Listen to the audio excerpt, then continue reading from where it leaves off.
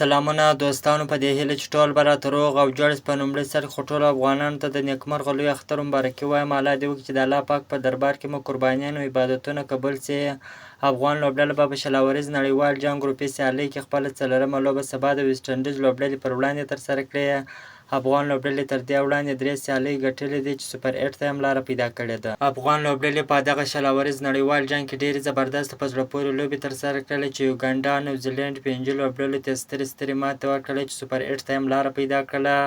په سوپر 8 کې به هم د سترو لوبډلو سره لوبېږي چې 8 لوبډلې سوپر 8 ته وتلې دي. په 2 ګروپونو ویشل شوي دي. افغانستان په خپل ګروپ کې هندوستان، استرالیا، بنګلادیش لوبډلو سره لوبې ترسره کوي. د افغانستان کرکټ ملي لوبډله به په دغه شلاوریز نړیوال جام ګروپي سیالۍ وروستۍ لوبه سبا د ویسټ انډیز لوبډلې پر وړاندې ترسره کړي چې دغه لوبه هم د افغانستان پر وخت سهار 5 بجې پیلیږي.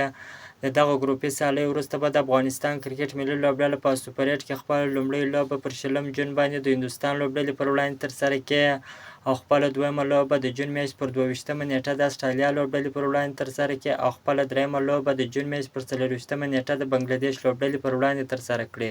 تاسو هم دعاګانې کوئ چې د افغانستان کرکټ ملي لوبډله په سوپر 8 لوبو کې هم بریاوې ترلاسه کړي چې استرالیا، بنګلادیش، هندوستان لوبډلو ته ماته ورکړي چې سیمي فاینل ته هم لاره پیدا کړي.